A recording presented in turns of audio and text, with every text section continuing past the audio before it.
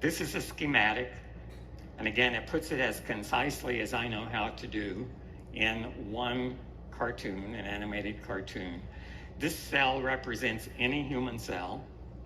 It has a nucleus containing a vault of blueprints, and within that vault is everything required to define who you are and what you are.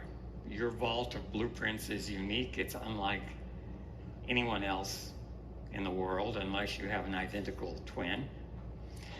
And it's the same in every cell. They've all got the same genes. What makes one cell different from another is they express those genes differently.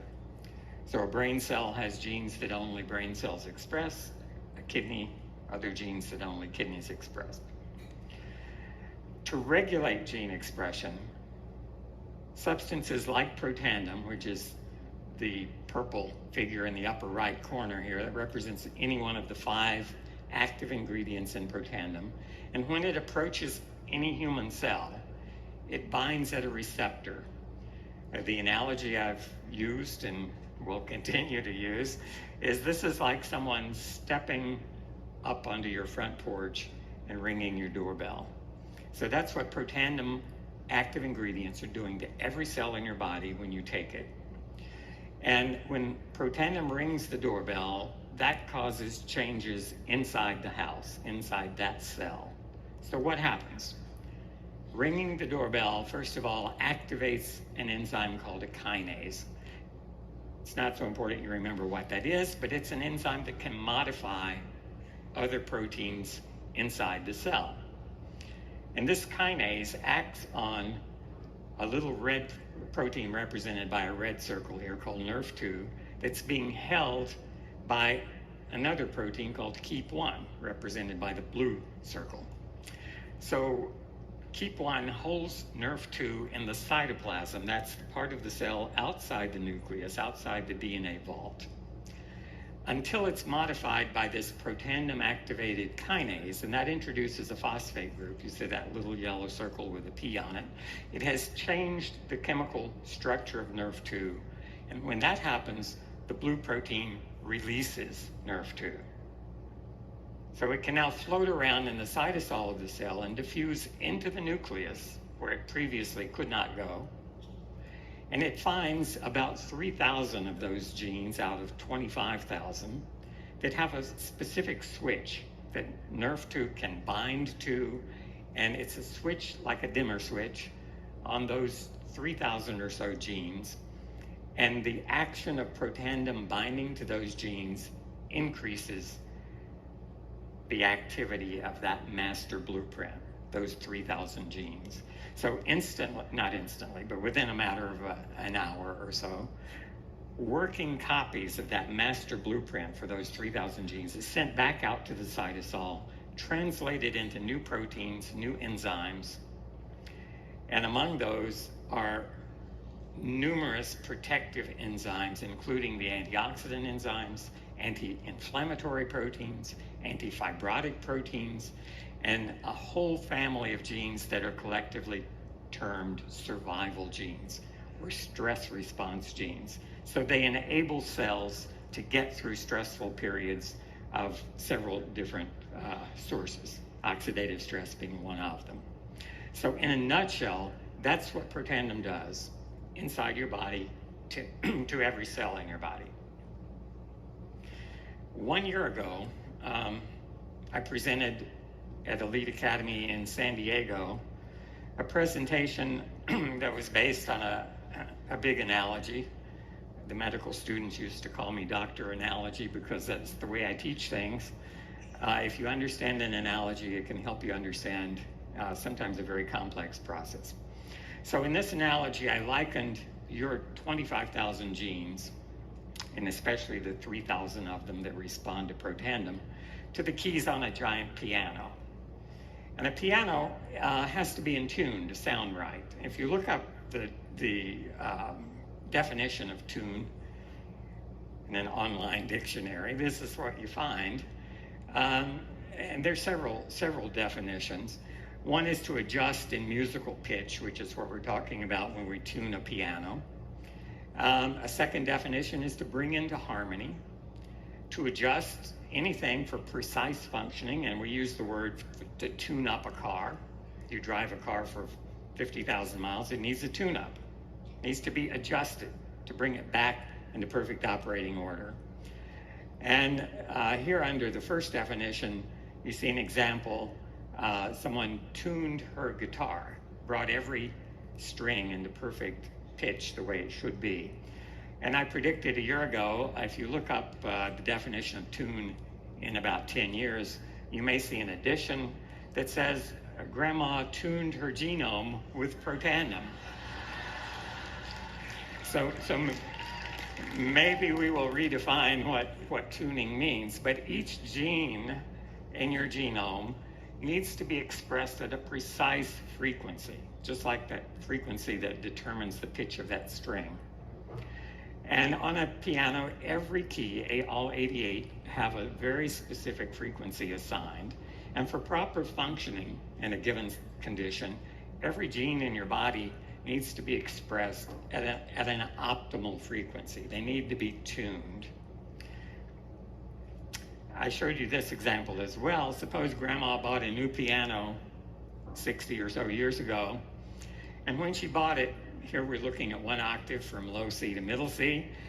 Each of those 13 keys had an assigned frequency, and when the store delivered that piano, it was probably in perfect tune. So you strike middle C, you get that frequency. But if that piano's been sitting in the attic for 40 or 50 years, time takes a toll. Things stretch and shrink, and as we age, that happens to all of us. And after 50 years, you strike those 13 keys, they're not going to be in perfect tune. They're off frequency. And your ear can hear it immediately. If you play a song on that old piano, it's not going to sound great. It needs to be retuned. And that's what Protandim does to this large subset of genes in your body. 3,000 genes are going to be retuned. I showed you this a year ago. This is looking at the expression of about 400 genes that are NRF2 responsive, pretty much selected at random and sorted on the basis of their expression levels. And with 400, you still can't look at individual genes. You've got an enormous amount of data. So we zoom in on that little red box to this slide, which looks at about 60 genes out of really about 3,000 that are affected. And these are from a cell, from a plate full of human cells that have been treated with Protandim. And this is the level of those 60 genes expression when those cells have been in Protandim containing solution for about 24 hours. If we take a companion dish, the same cell line, the same cells, grown for 24 hours without Protandim, we can compare how these same 60 genes were expressed. And this is what it looked like in the cells grown without Protandim. And about 2/3 of them have been elevated. Where you see the green bars above the red, those genes have been upregulated. But there's another set of genes, about 1/3 of them, where you see they were highly expressed, big tall red bars. Those have been downregulated by Protandim. So it's just like tuning a piano. If it's out of tune, it can be either direction. You got to get it right back to where it should be at a precise frequency. This is a rather dramatic presentation of only 60 genes. And the real problem facing us when we know that 3,000 genes are modulated is, what do those genes do? We would love to know for every one of them, why is this gene in your body? How much should it be expressed? What happens if it's overexpressed or underexpressed? That's an onerous task, a lot of data. And to help interpret that, you really need some assistance. Brooks Hybertson and I were looking at this slide earlier in the week, and this slide with 60 has the gene abbreviations below each of those genes, so that specifies what those genes are. And right in the middle of this slide, there's a gene here pointed out by these arrows. And Brooks said, look, that's transforming growth factor beta, TGFB1. That's one gene we happen to know because because we're familiar with it. I would love to be familiar with all 60 of these. I'd love to be familiar with all 3,000, but I'm not. And in fact, no biochemist is. This particular gene is one that controls fibrosis. Right? It causes scar tissue to be formed. When this gene is overregulated, as it was here prior to Protandim, it can lead to collagen deposition in the heart, in the diaphragm, in the lungs, any internal organ, leading to the ultimate failure of that organ. All right? As we get older, this tends to be expressed more. Many diseases of aging have this kind of increased expression of TGF-beta. The other 59, frankly, I didn't have a clue as to what they do because I don't carry that knowledge around in my head. So how can we come to grips with all of this data and interpret it? The paper that came out earlier this week in Molecular Aspects of Medicine goes a long way in solving this dilemma that we faced a year ago. So I want to tell you what has happened in that year and how we have kind of backfilled that information with some useful information to help us interpret exactly what Protandim is doing. There's a company to help deal with this huge volume of information. It's an online company called Ingenuity. The name itself is a play on words because they deal with genes, and they're a very clever company in helping you figure out how to interpret gene expression. And the way this works is you subscribe to this company's services, and you can upload the results of your experiment. That's exactly what we did. So we had plates of Petri dishes, human cells grown in the presence, the absence of Protandim. We did gene array expression, which I described for you. That's how we got all of that data. The question now is, how do we interpret it? And Ingenuity can do it for you because it's a database that is in communication with multiple other databases. Everything that's published in PubMed, Ingenuity knows about. All the genes that have been published in a similar database called GenBank, it knows about. There's a protein database, SwissProt, that it knows about. So it combines myriad databases with an enormous amount of information in each one, and for every one of the 3,000 genes that we send to Ingenuity, it finds those connections. What is this gene? What regulates it? When is it upregulated? When is it down? Very importantly, what diseases are known to involve this particular gene? One by one through all 3,000. What pathways does this gene participate in? What are the other genes it communicates with? And here you see, in fact, the first thing it tells us, Ingenuity confirms that the NRF2 pathway is strongly activated by Protandim. So it will tell us pictorially like this, and I don't expect you to read the fine print, but it points out every biochemical pathway that it knows about that has been significantly modified by the treatment, in this case, growing cells with Protandim. And this is the NRF2 pathway, and it's central and it pops up strongly. And it shows you at the very top things that happen in the extracellular space. One of those things you probably can't read is, it says oxidative stress. And when you come inside the cell, the figure that is right at the center of this thing, in the lower center, is the NRF2 gene itself. And all these other representations are other genes that communicate in this pathway with NRF2. And this diagram continues. This is showing what happens in the nucleus. So when Protandim activates NRF2, it moves from the previous slide into the nucleus, interacts with the DNA. All of these genes are affected. The column of things on the right are antioxidant proteins, which is a small part of what NRF2 does. So this program is telling us a lot of information as to how these genes interact. Another thing it can do is shown here. It's telling us what pathological states, what disease states are going to be affected by the change we saw when these cells were treated with Protandim. And so here are a number of different pathological states are represented by these blue bars. The very highest one, which has a significance level that is about 99.9999, and that goes on for 29s. So it's virtually 100% certain that that state, which is cell division, which is very closely related to cancer, which is a disturbance of how cells divide, the next bar, almost as high, is cancer.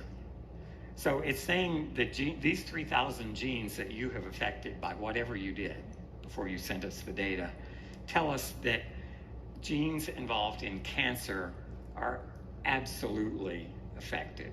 And that continues. All of these have actually very high significance. Even the lowest blue bar on the right side has a significance of 99.9% certainty that that's involved. And you can't read what these are, but it involves cancer, as I mentioned, pulmonary diseases, respiratory diseases, genetic diseases, inflammatory diseases, neurological diseases, the whole spectrum.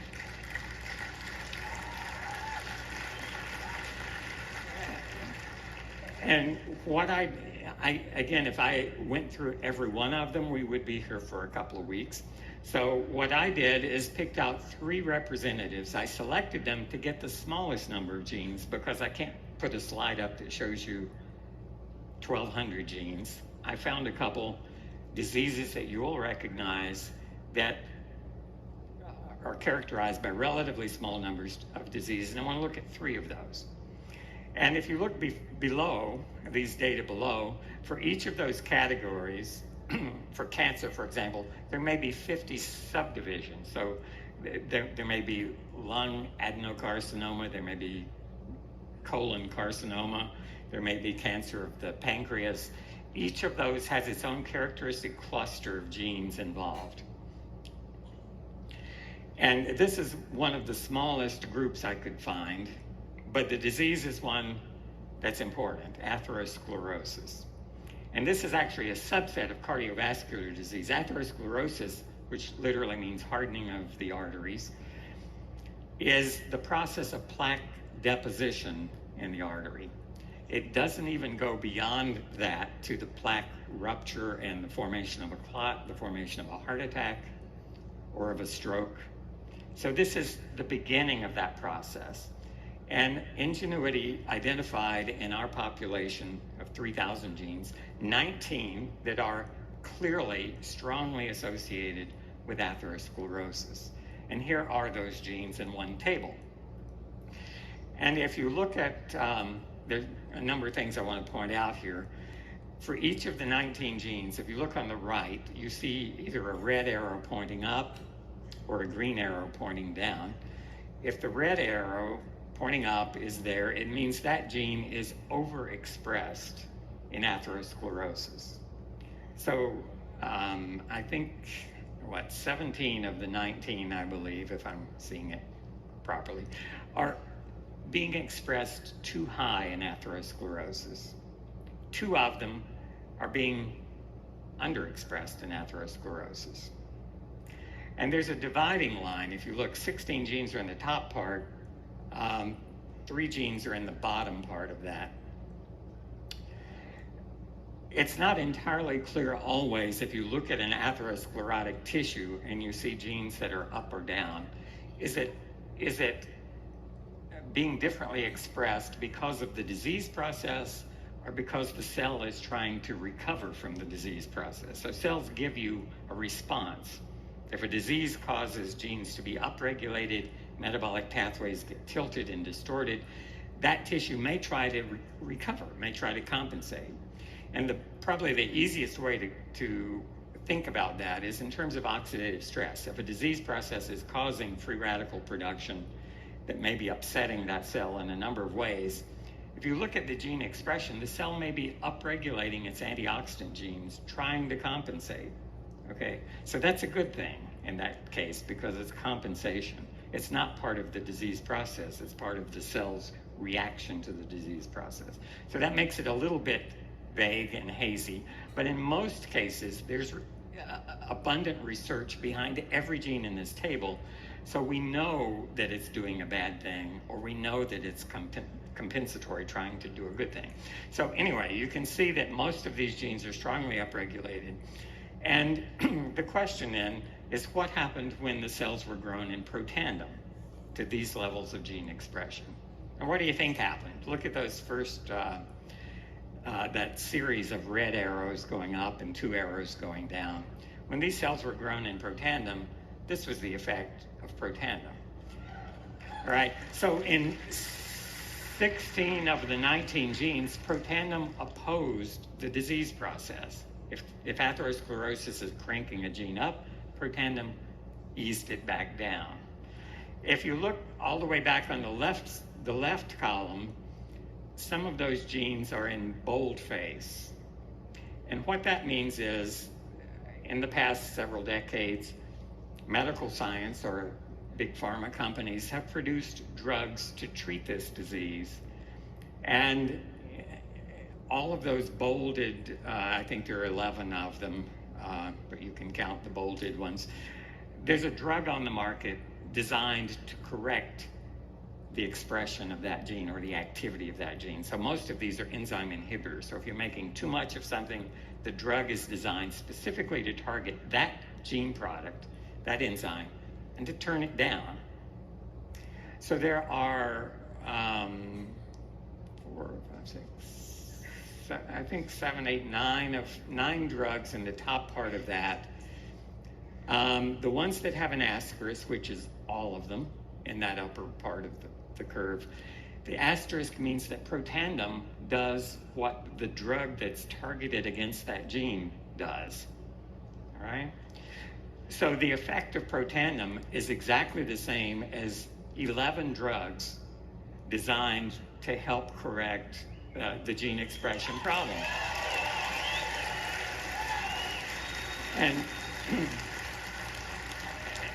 And in addition, a lot of the genes for which there are no drugs out there to correct. And protandem, again, is antagonizing the disease process, trying to correct it. Another example I want to point out to you, and I have to move quickly. In the bottom 3, there's a gene that is also known as, has an alias. It's also known as COX-2. And you may have heard about that in the news media, not so much recently, but in the last decade or two.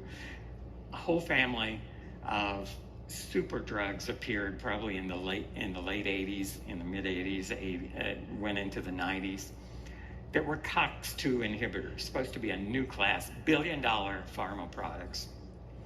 And among them was 3 drugs targeted to downregulate this particular gene product. And you see it's upregulated in atherosclerosis. And the assumption was it's a bad gene. It needs to be turned down. So they made drugs to inhibit it. Well, it turned out cyclooxygenase inhibitors increased atherosclerosis. All right? Science got it wrong, and science occasionally gets it wrong. Maybe more pointedly, Big Pharma got it wrong. And the result of that was that 3 COX-2 inhibitors, after being on the market for a number of years, Bextra, Celebrex, and Vioxx, were withdrawn from the market. Again, a good action. And this doesn't mean that there was anything diabolical on the part of Big Pharma. It means that using the information available to you, sometimes because it's science, because it's research, all the results are not in. Sometimes you make a wrong call. The point I'd like to make is that NRF2 didn't make it wrong. NRF2 increased this gene product. It didn't try to decrease it. So we might have actually learned a very important message that could have saved tens of thousands of lives by not introducing these drugs if we had been able to look at what NRF2 does in this situation and stay away from inhibiting a drug that NRF2 says should be upregulated, not downregulated. So there's gray area here. Sometimes it becomes clear, as it did in this case, and sometimes we're going to be having to make the best decisions we can on the best information that we have at the moment. We'll look at another very different disease that's associated here with 28 genes colon cancer. And you'd think colon cancer would have very little in common with atherosclerosis, right? But these genes are also regulated by NRF2. And these are genes that involve cell division, cell replication. And cancer is obviously a case of cell replication gone bad, gone wrong. So here we have 28 genes. And again, if you look above the line, these are the ones where the process has elevated almost all of those genes. There's one at the bottom I can see that's downregulated. What do you think Protandim does here? Well, this is the effect of Protandim in this case, all right? And so it opposes all but 3 of those genes. And again, if you look at the genes at the bottom, and unfortunately I can't read the fine print, but some of these are in fact genes that are compensatory, they're responsive, and you'll see that more clearly in the next set. But this gives you actually strong encouragement that what Protandim does tends to counter what this process, colon carcinoma, is doing to that set of genes. And then finally, and this was kind of a surprise to me, Alzheimer's disease, which is a neurological disease. It's not like atherosclerosis, it's not like colon cancer, it's different. It affects the brain, the neurons in the brain. And there's 66, this is a bigger set, so you're seeing the first half of it here. And a large number of diseases, and again, notice that the disease process tends to be genes that are kind of out of control. They're upregulated, the red arrows, almost throughout this chart. Again, by this time you could probably guess, what does Protandim do? And again, all of those red arrows are flipped.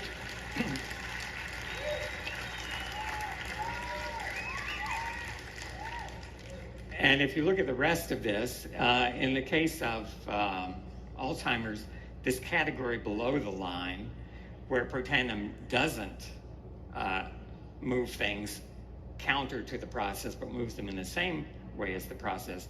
In Alzheimer's disease, a number of the genes in this lower segment of the table are antioxidant genes, so they should be going up. They're going up even in Alzheimer's cells because of the increased oxidative stress. So they're trying to compensate. In that case, Protandim is helping with that compensation. It's boosting it even above where the level is.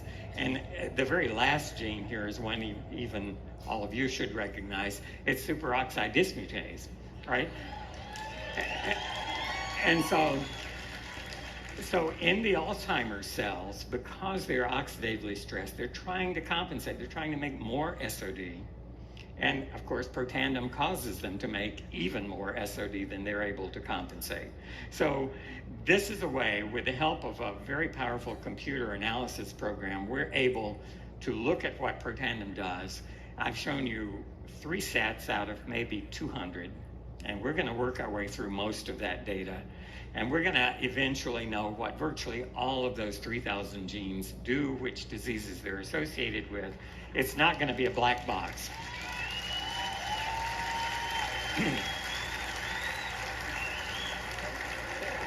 So as we further investigate this, the families of genes regulated by Protandim, the potential